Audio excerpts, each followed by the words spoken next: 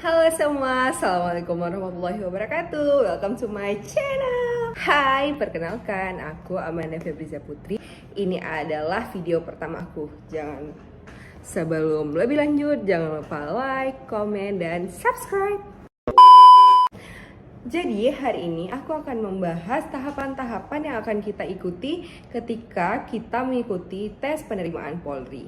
Yang pertama, kita akan mengikuti seleksi berkas dan pengukuran tinggi badan di Polres. Nah, jika lulus, nama-nama kita akan dikirimkan ke Polda untuk mengikuti tes kesehatan. Selanjutnya adalah tes kesehatan. Tes kesehatan meliputi tes fisik seperti mata, kuping, gigi, lain sebagainya. Nah, jika kita dinyatakan memenuhi syarat, maka kita akan menuju ke tes yang ketiga. Di tes yang ketiga ada namanya tes psikologi. Nah, di tes psikologi ini ada nilai rata-ratanya loh teman-teman. Nilai rata-ratanya adalah kita harus mencapai nilai 61. Jadi kalau kita punya nilai 61, kita sudah bisa untuk menuju ke tes selanjutnya. Nah, setelah tes psikologi, kita akan mengikuti yang keempat, tes akademik namanya.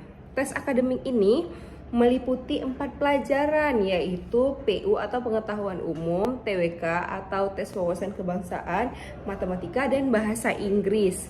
Berbeda dengan psikologi, akademik ini tidak mempunyai nilai rata-rata. Setelah kita mengikuti akademik, akan ada perankingan pertama. Setelah perankingan, kita akan dihadapkan dengan tes kesehatan kedua. Kesehatan kedua berbeda dengan kesehatan pertama karena kesehatan kedua akan dilakukan pemeriksaan dalam. Jadi kalau misalnya di yang kesehatan pertama hanya fisik luar saja, tapi ini ke dalam. Nanti kita di rongsen, dicek detak jantung dan sebagainya. Dan juga ada tes jiwa.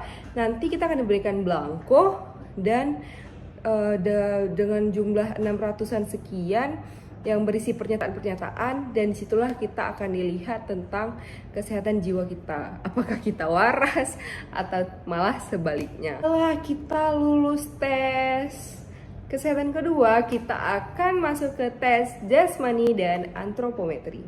Jasmani terdiri dari tes lari, push up, sit up. Untuk yang wanita ada chinning, untuk yang pria ada pull up, kemudian ada shuttle run atau lari angka 8, dan yang terakhir adalah berenang. Setelah jasmani, kita akan menuju ke antropometri atau a few moments later. Melihat postur tubuh.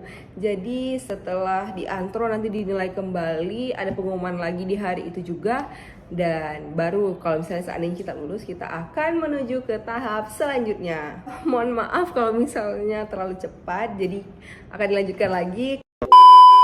Jadi tes selanjutnya adalah PMK dan PESI tahap 2. Jadi selain kesehatan yang punya kesehatan kedua, tentu ada PESI tahap 2, dan kemudian PMK merupakan singkatan dari penelusuran mental kepribadian.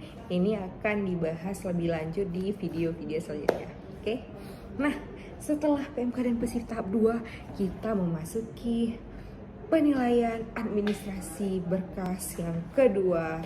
Ini kemudian dinilai lagi, ditinjau lagi karena kan pertama tadi yang pemberkasan pertama dari pihak Polres, nah pemberkasan kedua akan dinilai oleh pihak Polda.